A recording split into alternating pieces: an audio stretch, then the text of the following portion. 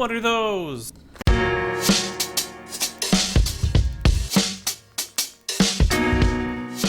Hey everyone, Jay Hines here, and as you can see, I totally need a new pair of shoes, but that's actually not what we're going to be doing today. We're going to be shooting these bad boys that I picked up a few years ago at a Converse outlet store. I have worn them a couple times, so they're not brand spanking new. Cleaned them up as best as I can, and we're going to, well, this is the studio.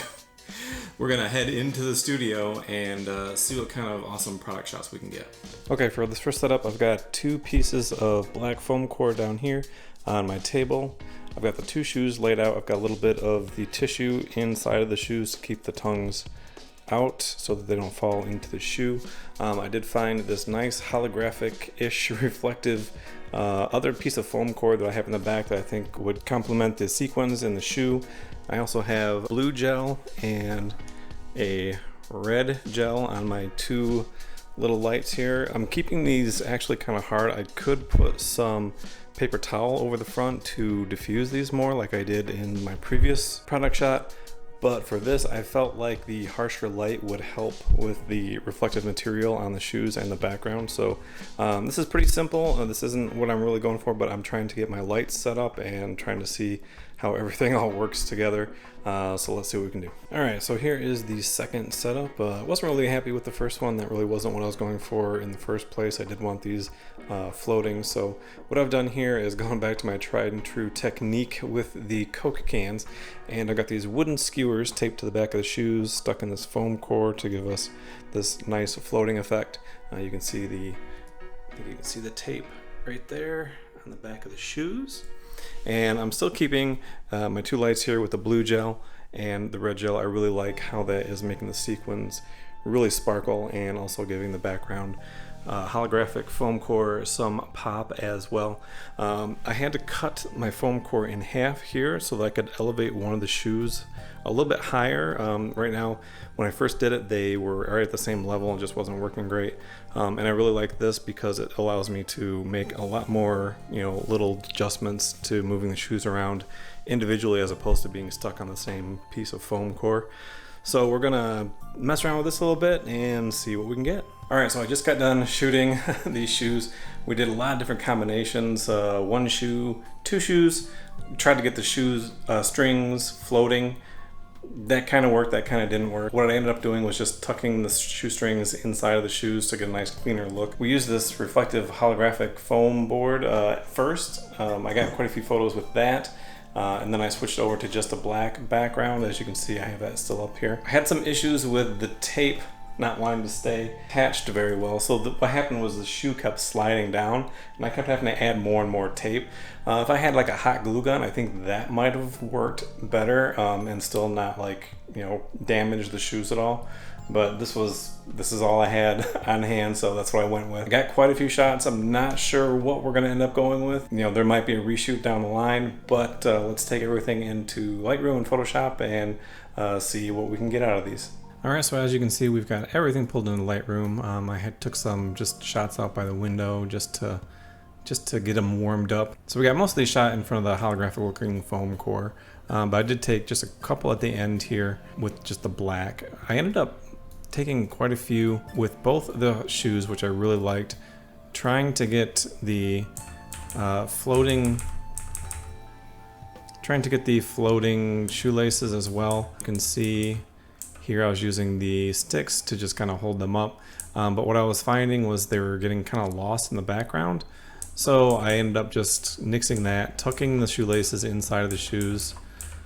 You can see here I just tucked them inside. And I took some at varying focusing as well, so I have some focus stacking going on to try to get the entirety of both shoes in focus. We'll see how that works. But I'm going to go through and pick the ones I want to work with and go from there. Okay, so here are my picks. I picked this first one that I took by the window just because it's just a really nice clear shot of the shoe and the sequins. I think I can really do something kind of nice and fun with that one. This was my first attempt at the shoes. I put them on the black foam core with the background, trying to get my blue and red light in position to really highlight those different colored sequins. I think this one might be usable.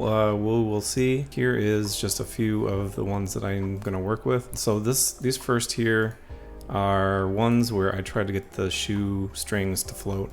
So this is going to be like a composite. I'm going to have to try to get some photoshopping going on to get these shoelaces worked into the same photo and remove the green skewers. But I don't think that should be too difficult. This one might be kind of a pain. The ones I really liked were these here. I think these are going to be my hero shots. Two where the shoe in front is in focus, and then I also took one where the shoe in the back is in focus, where you can see the Converse emblem really well. And then I just have some of the single shoe. Took one here. I really like the color on this one. Then I took some with the lights behind just to try to get some edge lighting on there to help separate the shoe from the background, so there'll be a little compositing going on there as well. And then I just have a shot of the holographic foam core background as a nice clean plate to work with. I'm going to be working on these two right here. Okay, so I've got my Lightroom adjustments made. I'm not going to show you how I did that just because everybody's different, and I think that could also be a separate video on its own. I didn't do too much, just some tweaking the color, a little bit of sharpening, brought the blacks down and tried to make those reds and blues pop just a little bit more. Here is the before, and you can see that's pretty dull, and here's the after where it really pops those sequins and the reds and the blues. So let's bring these in Photoshop and get the rest of these little sticks and the foam out. Now we're going to extend the background out a bit and see how it goes. Okay, so here we are in Photoshop. We have here my first image, and then I've got a second layer with the second image with the shoe in the background a little more in focus. So we're going to stack those just a little bit just so we have both shoes as tack sharp as possible. I'm also going to bring over this clean plate of the foil holographic background. I'm going to duplicate that over to our edit. I can close that out, and I can close out the other photo of the shoes. So now we've got a clean plate that we're going to duplicate and extend out the background, and then we've got the two sharp shoes. So for my master layer, I'm just going to duplicate the background, and we're going to zoom in down here, try to get rid of some of this junk down here. I think I'm going to just use the clone stamp tool. I think that's going to be the best for right here. To do this non-destructively is really easy. Just create another blank layer above where you will be working. Caps lock will give you your little circle here, or just the crosshairs. Come up here to sample where it says current layer. Change that to current and below, and then what that's going to do is it's going to copy any layer below here, and then it's going to be pasting or painting right onto this layer here. I'll show you exactly what this is going to do. Your right and left bracket is going to adjust the size, so I'm going to do about a medium size, just enough to cover just a little bit larger than the stakes. I'm going to right click, and we want the hardness, we want this pretty soft because it is a blurry background, so I'm just going to leave that at like 10%. Okay, hit 9%. So if you hold Alt and click where you want to sample from, just do that, and then you can see that it is holding on to that spot that we sampled, and we're just gonna start painting over this area. See, and that's nice and gone. And because we have this on a separate layer, this is non-destructive, so we can always go back and fix anything that we might need to do. So I'm gonna do this really quick and be right back.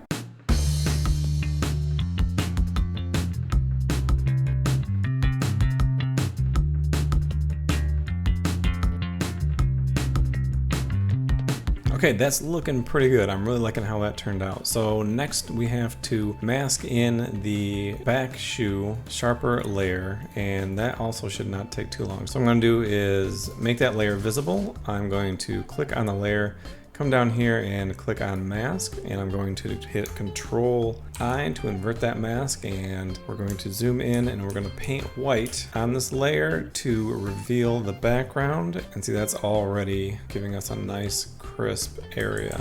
Now that back shoe wasn't really that much out of focus, but I just really wanted to make sure that I had them both as sharp as possible.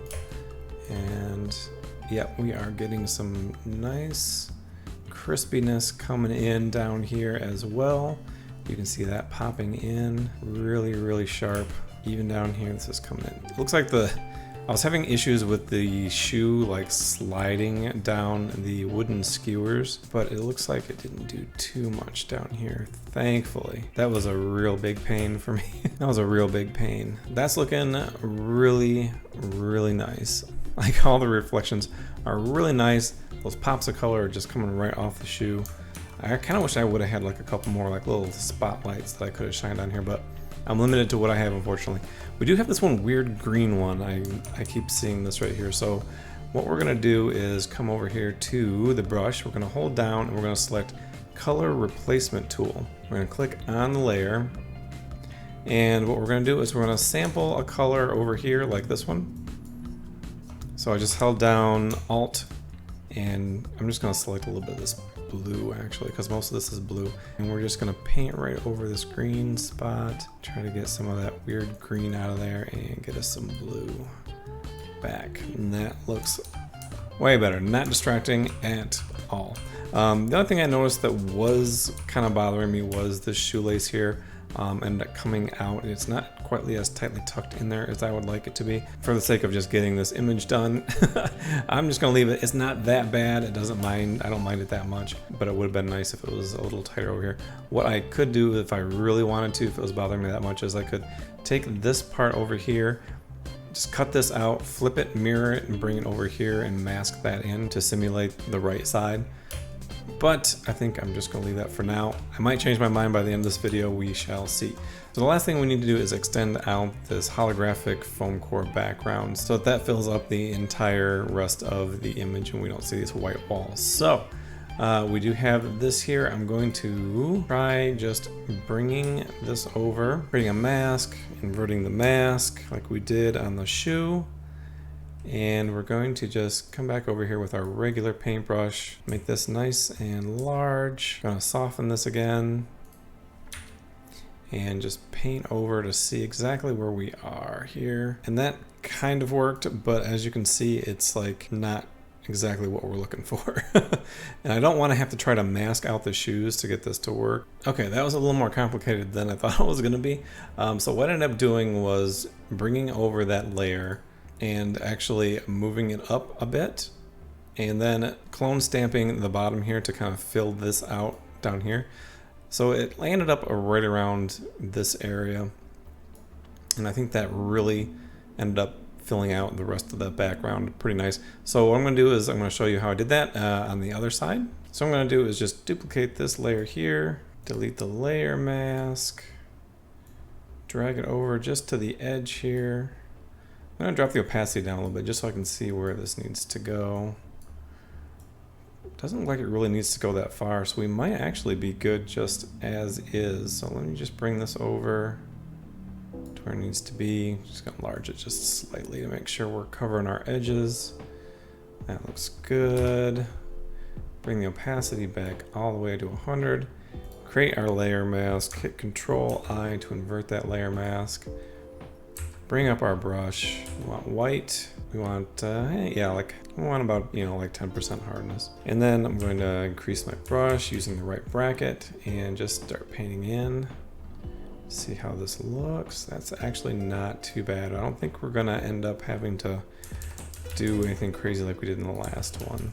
So what I'm gonna do is bring the size of the brush down a little bit so that we don't get these transparent areas. We're gonna brush in some of these little harder areas so that everything still looks nice and crisp where those highlights are, so it's not just a big blurry edge. And that is looking really good. I wish I would have been able to get the strings floating. I might come back and try to Photoshop those in at some point. I ended up hitting my goal for today. I think I'm just gonna clean up these shoes just a little bit more. There's some stuff on here I don't like. So I'm gonna hit J to pull up my spot healing brush tool. I'm gonna bring it down, and hardness, about 75%. I think that'll be fine. Something along those lines. And we're just gonna paint over some of these little spots here to really clean this up. This is like one of the best tools and easiest tools to use in Photoshop. You can see even that line right there, and just paint right over that, and you can see that kind of just took care of it for me. You could get really nitpicky and get all these little tiny things, but hey, sometimes imperfections are nice. So I'm going to continue doing this just a little bit.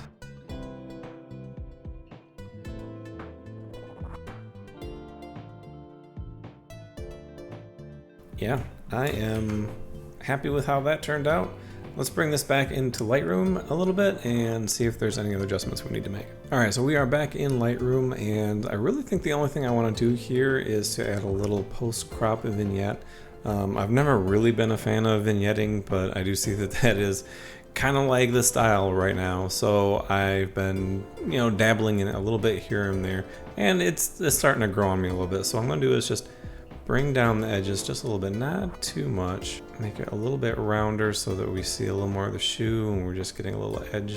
Bring the feathering down just a little bit to kind of really zone in on the shoes there. I'm gonna bring our highlights up just a little bit because we do have those really nice shines on the side. I'm gonna bring my feathering back up a bit. That was looking a little too round. And I think that's it. I think that's good. That was a lot of work, but it was also a lot of fun. Again, I do have some other shots here I want to play with. Maybe those will be subsequent videos that I'll put together and show you guys. But yeah, I'm really happy with how this turned out. I'm really enjoying this product photography. I've never really done this kind of stuff before. Usually I'm shooting t-shirts on a flat background day in, day out. But this has been a lot of fun. It's been challenging. I've been learning a lot, and hopefully I'm sharing some new information with you guys as well. So make sure to follow me on Instagram @jhines and Facebook @jhinesphotography. Stay focused.